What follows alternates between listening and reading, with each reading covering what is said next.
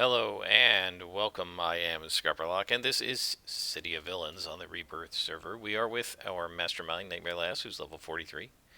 We have about 15 million XP earned, with 1.5 million or so to go to get to level 44, and we are on a story arc for Ghost Widow. I came into this area because I was stuck in the middle of deep in the middle of a zone, and I didn't want to snail my way out of it, so I just popped over here with the little teleporter thing. So now we're going to call Ghost Widow since we're on a story arc for her, and she says, "What do you wish to speak about?" I think she wants to talk to me, but anyway, she says, "We now have the spell that will turn me human once more, and although I yearn for life with every echo of my ghostly heart, my years in Arachnos have taught me, often painfully, to retain caution." The circle was almost willing to give up that spell, and I think it might be a trap. So I will test the new process, and I know just the subject. Unfortunately, Lord Recluse might not be happy with the idea, so I'm going to need you to get a few things for me. Alright, so there's going to be a couple of missions, I guess. Our subject will be someone who's very near and dear to Lord Recluse. Sometimes I think I feel her spirit around these islands. It is on her that we shall test the ritual. I know of an Arachnos base where many of her belongings are kept. Go there and get me all that you can. She's not saying who it is, which is interesting. So we're going to go to Granville. And the reason I came here is because you can sort of bamf to whatever zone you want. And so that just makes it a little quicker. Teleport here and then teleport to where you want. And fortunately, we are not too far from the mission. 700 yards, and off we go. So this will be our final story arc. I guess there are a couple more missions to go, and by then we'll be almost halfway through level 43, which is pretty good. And I'll finish level 43 and then bring you guys back for 44.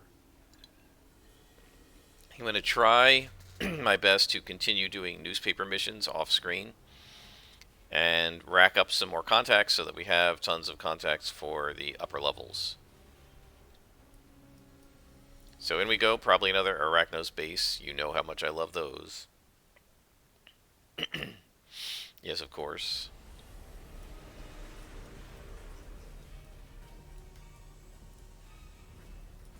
So much is so well designed in this game. These are not. I mean, they look really cool. I remember the first time we came in here, people were like, "This is awesome." By this point, you just want to stop.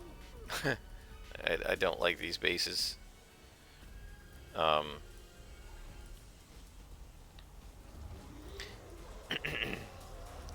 will say they're better than the outdoor missions that you get on the hero side at this level.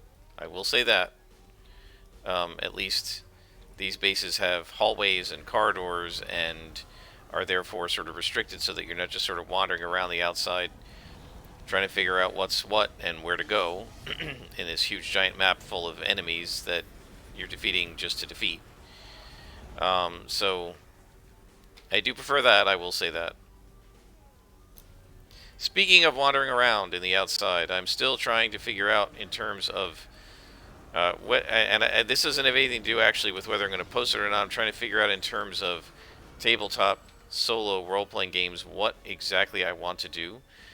As you may know if you've been watching this playthrough,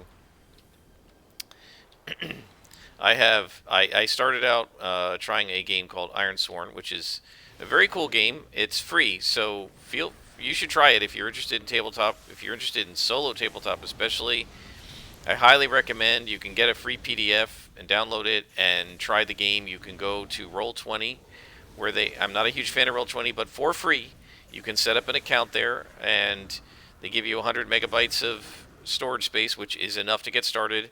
And somebody made, for free, a character sheet that automates all the stuff in both the base and the expansion of Ironsworn. Now, the expansion does cost you, I don't know, $15 or so to buy the PDF.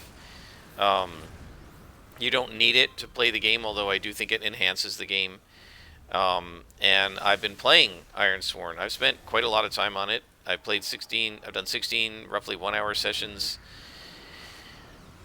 But I'm not sure I want to keep going for that much longer. And I'll talk a little bit about the reason, but I'm not going to make this a review of Ironsworn. I think that there's a woman, and gosh, I can't remember her name, Geek something, who reviewed tabletop games that you can play solo, and she recommended games like Dungeon World, Scarlet Heroes, um, Basic Fantasy, and a couple of others. She was trying to recommend things that were cheap or free, as well as easy. She mentioned right at the beginning of this video Ironsworn and said, even though it's free, I'm not going to talk about it because Ironsworn is really something you shouldn't do until you have a lot more experience doing solo roleplay. And of course, me being me, I jumped right into it and said, "Screw that! I'm going to try the hard thing." Um, I think that I don't know that that I'm not ready for it. I'm not sure entirely how comfortable I am, and the reason we're crawling all over the space is we are looking for glowies, so we're gonna have to find them. It's also possible we might get them from defeating a lieutenant or something. I just don't know. Until we find the first one, we've got to sort of crawl around and see, you know, what it is we're looking for. Are we looking for bosses? Are we looking for glowies? Who has these items? Don't know. I'm gonna actually leave my guys here and see if I can teleport to us so that they don't fall.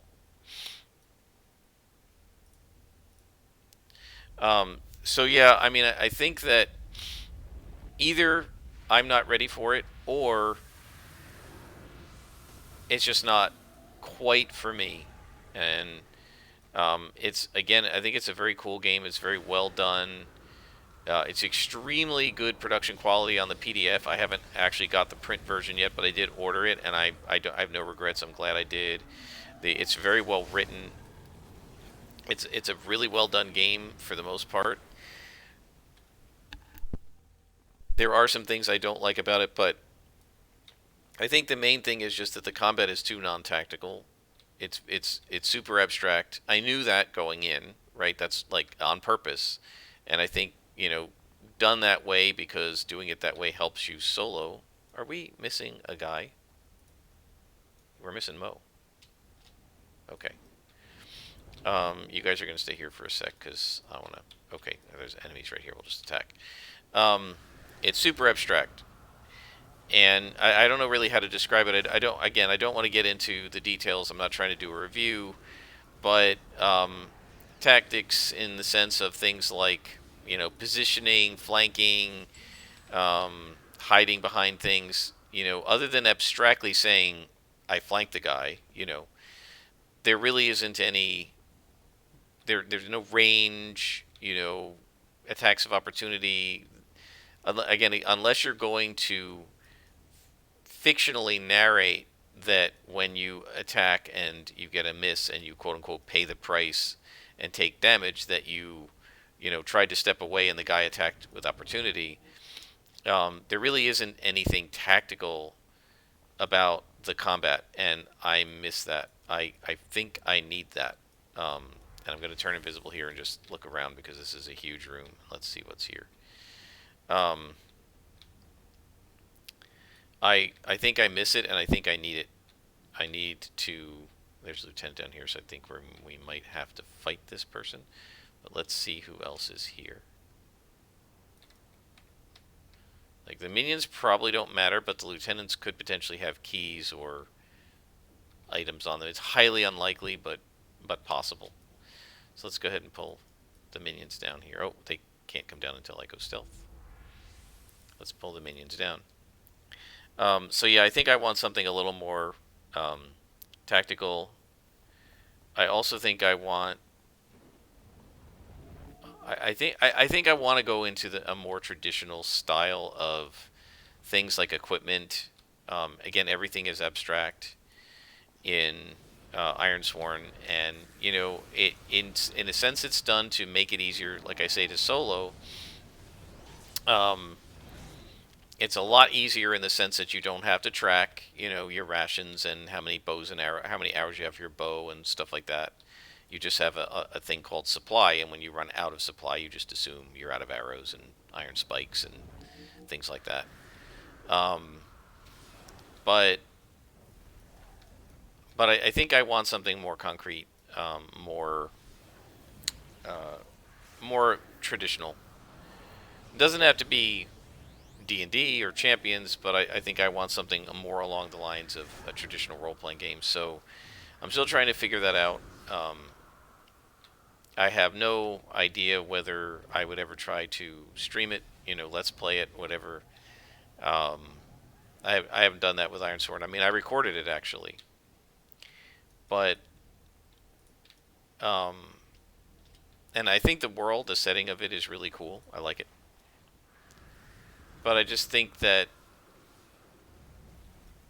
I want something a little different, right? I want something a little closer to a more standard experience when I'm in combat or when I'm making skill checks or whatever than what Iron Sworn provides.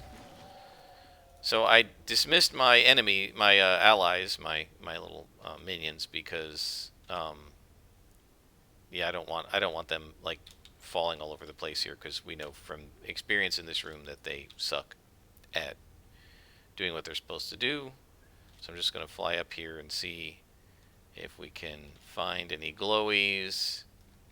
Aha. You see? There we go. So it's glowies that we are looking for. Oh boy, and I'm getting ambushed. Oh no, no, no, no, no.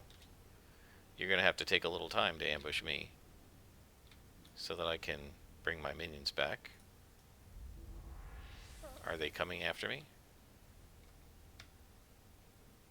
I mean, I'll happily fight you, but I want minions first. Let's bring our guys back and we'll beat up the people on this level. Since they dared attack me, they're going to have to pay the price. So yeah, I have to think about, what system I might want to use if I'm not going to use Ironsworn. And one possibility that I hadn't considered, D&D has always been on the table as a possibility. There is a DM yourself system. There's also the Mythic GM emulator system, which you can use to DM yourself. D&D was one that I thought like, look, I know the system, I know it pretty well. I'm DMing it right now. I know exactly what to do. I know how to make skill checks. I know how to do combat. No problem. And I'm confident that I can probably be fairly objective and fair as a self GM to run the game reasonably. We get to combat, have the monsters do the tactically intelligent thing. If they are intelligent monsters, obviously stupid monsters wouldn't do tactically intelligent things. Why is this guy not lighting up? Yeah, he wasn't. I was tabbing him and he wasn't targeting. So I have no issues about that. In terms of whether I'm going to be able to do it honestly and sort of objectively. But the issue with Dungeons and Dragons is you pretty much, to get the full enjoyment out of the game, you pretty much need a party. You can play it with one character, but I feel like I'm not going to get everything I want out of the game with a single character. And the problem D&D then has is with multiple characters, D&D is extremely complex. And, at first, second level, it's no problem to play a party of like 4 guys. But when you're 8th level, with all the abilities and the exceptions to each ability and the provisos and the quid pro quos, to quote Robin Williams from Aladdin, it's just so complicated. I don't know if I'd want to deal with it. I think it would just, a single battle in D&D could take an hour and a half with a party. And so that's one problem. Now, there is a way around that, a little bit around it, although a single battle could still take a long time. Not that I mind. Battles are fun and I enjoy hack and slash. But one possible fix for the fact that you have, that it's not satisfying to play D&D with a single character, And the game isn't really meant for you to do that, which means that you end up with a character, especially at low levels, character gets into one fight and you're going to take a long rest because the game assumes, you're going to have allies who can heal you and then you won't, and things like that. One possible fix for it, if you don't want to do a whole party of full characters, is they do now have the sidekick system, which is designed to basically give you slightly more detailed NPCs that you can use as a sidekick. And so we might be able to use sidekick rules. I might be able to use sidekick rules to have like a single main PC and then a couple of sidekicks, right? Like a rogue sidekick. Let's say if I'm playing a fighter PC, I could have a rogue and a cleric sidekick, and then I've got some healing and some skills that I can use. And I hear another glowy. There it is. I feel like even the glowies on these maps are hard to see because everything's so dark. Oh boy, defeat all. Now see, this is stupid. This is like we want to give you a time sink, right? Because we're looking for 3 items, right? But we have to defeat every single guy in here anyway. Why? Once we have the items, we have the items. So I'm going to have to go back into that big room, I guess, and find every single guy in there and try to kill them, which is super annoying. I'm glad I killed as many as I did, because I didn't notice that it said defeat all. I was just looking here. Why are you guys not attacking? There we go. So, to me, the most realistic option, if I'm going to go with D&D, would be to have a main character with some sidekicks. Maybe 2 sidekicks.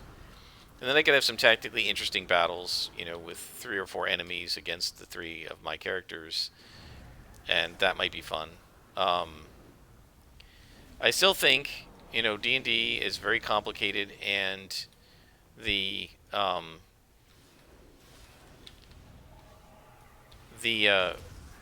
again, the battles take a really long time. If you have, 4 guys against 4 guys, you could be looking at an hour and a half long battle if it's a tough battle. So, they could get very bogged down. Another game I looked at was Savage Worlds. That actually is a very interesting seeming game to me. That's what Trevor Duvall uses on Me, Myself, and Die, and it seems simple. The battle seems quick. It doesn't seem like you're going to get into like hour and a half long battles. Maybe you can. He doesn't seem to, but maybe that's just the way he runs it. It seems like it's a little faster. The rules seem a little less complicated, and it seems like characters just don't have that many abilities.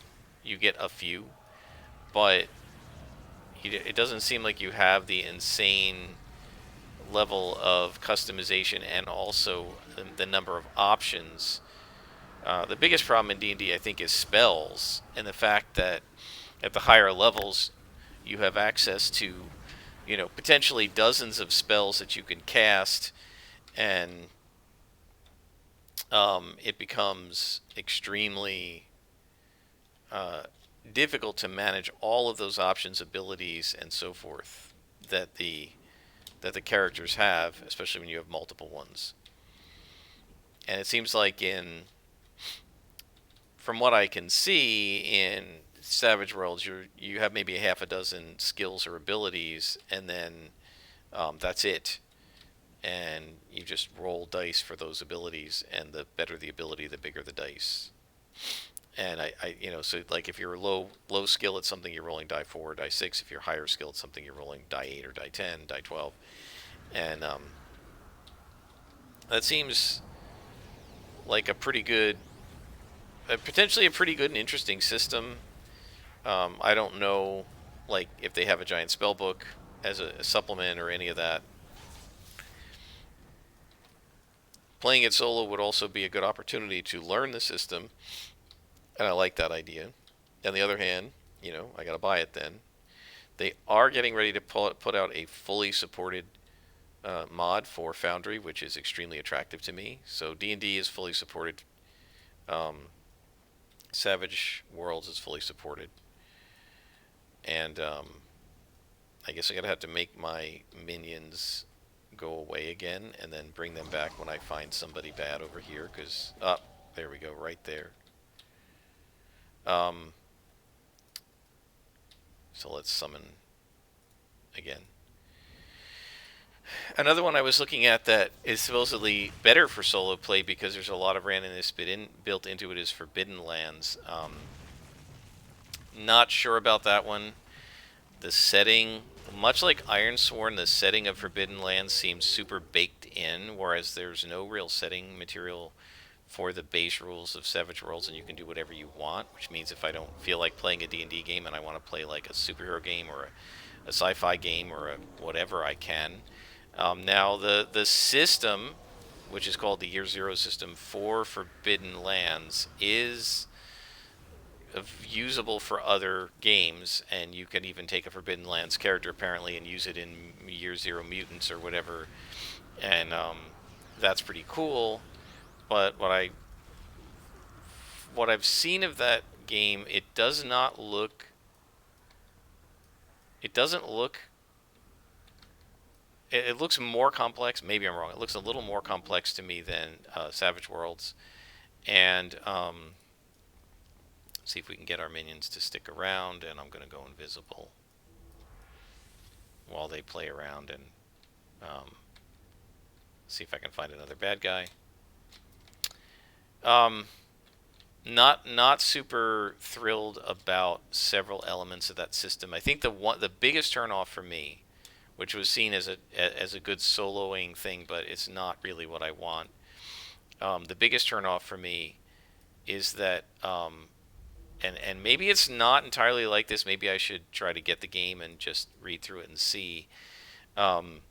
The one guy was like rolling, and he said, "Okay, we go." Basically, it's a hex crawl, which I like. I mean, when I heard that, I was like, "That's awesome!" Every time you go into a hex, you roll for random stuff.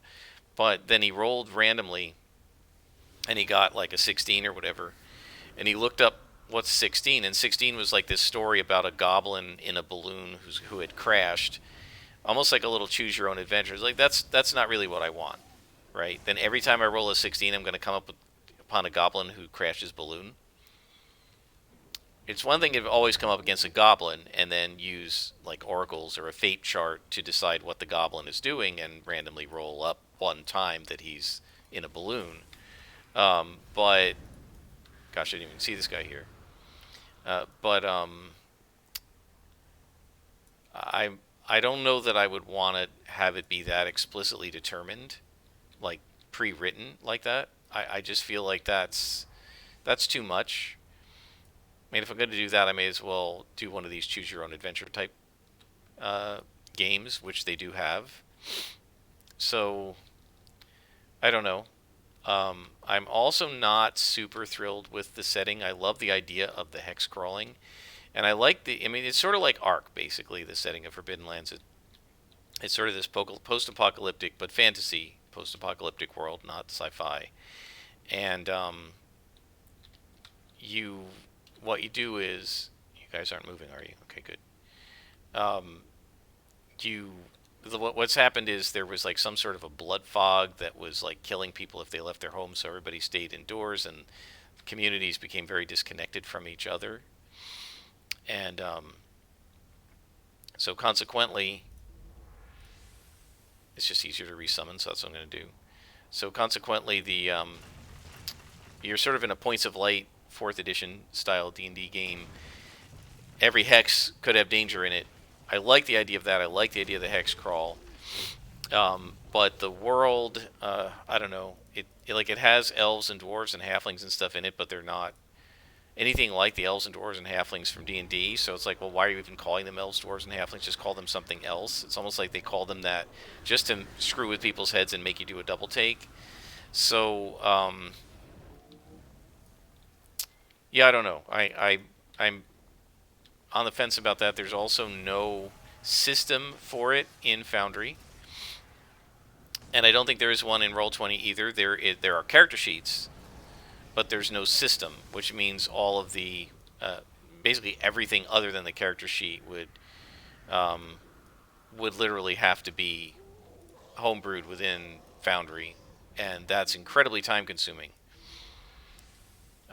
So I mean, I don't mind doing it for my D&D group because I'm playing with a group of people and I'm DMing for them, but I have no interest in spending hours and hours and hours building scripts to help me play a solo game. I'd want to actually play, right? So it seems to me like I'd be probably better off doing something that already has a a fully realized or a well realized Foundry module, such as D&D or Savage Worlds or one of the others that do. Yeah, I have no idea where these guys are. And the really annoying part is if there was an ambush that got lost, they're not going to be in here either. Ah, there's somebody. All right, guys, come down. So you may wonder, why am I summoning them sometimes and pulling them to me other times? Well, the reason is that they can't get up as easily as they can get down. They can fall really easily. So if I call them to me, and I was too close to this idiot. If I call them to me, they will come down to me, right? So if I call them to me, they'll come down here. And they should be able to navigate. Yeah, there they are. Go attacker. So they should be able to navigate or negotiate whatever the terrain to come down here. But if I'm up, they have a really hard time getting up. So I try to summon them to bring them up and let them come down here to come down. And that is still not enough. Are there any red triangles? No. Alright, guys, so you're going to wait here again. How... I want to ask how a developer testing this could not see what a tedious pain in the neck this mission would be. I don't understand. Why do you think this is a good idea, making somebody crawl all over a 5 or 6 level big giant open super dark map where you can only see about 20 pixels in front of you to look for to mop up every little freaking minion on the board? Why would it even occur to you that that would be a good idea for a mission? I just don't understand. We still don't have them all. And I'm getting ready to just autocomplete this because I don't know where these last guys are. I mean, there are all these like columns and pipes, which means that you can't. You know what? I'm going to turn this off. I'm going to just try to aggro things if I can. You can't tab target through the geometry. So if there's a guy hiding back here and I fly past here and tab, it's not going to target him, right? So you got to kind of crawl over every pixel of the map repeatedly, trying to see if you can find somebody that's hidden somewhere. And again, if it had just been click the glowies, no problem, right? But because we're doing this stupid, every single guy has to be defeated, oh yeah, I don't see him.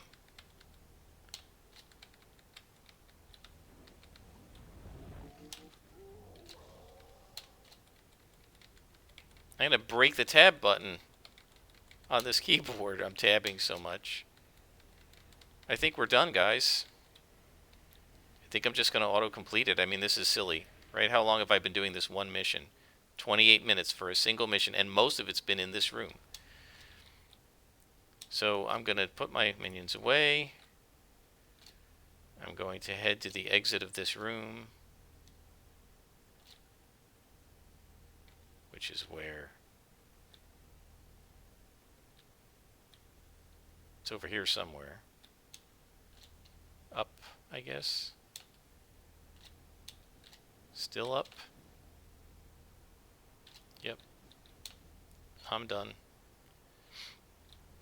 There's only so many minutes I'm willing to spend in a single map before I've had it. So we're just going to autocomplete. I don't know who we missed, but it's not worth searching it any further. It's really not. Okay, complete the current mission. Goodbye. And now we will talk to her. And she'll say, wonderful, those 3 items, yes, we did get them, belong to the woman who stood at Lord Recluse's side, the dreaded Red Widow. She purrs in an avalanche. When Lord Recluse battled statesmen, or so it is said, statesmen, or so it is said, sometimes I think Lord Recluse still thinks of her. With these we shall test the ritual and see if we can restore her to life. What happens to her afterward? It's a question I shall ponder. So it looks like we're going to have a couple more missions here. We'll have one to restore her and then probably one to restore Ghost Widow. I have a funny feeling it's not going to work because to me it'd be weird. I mean, if it works, then Ghost Widow isn't Ghost Widow anymore. So maybe it won't work. I don't know. Let's put our stealth back on. Alright guys, I think that's enough for today.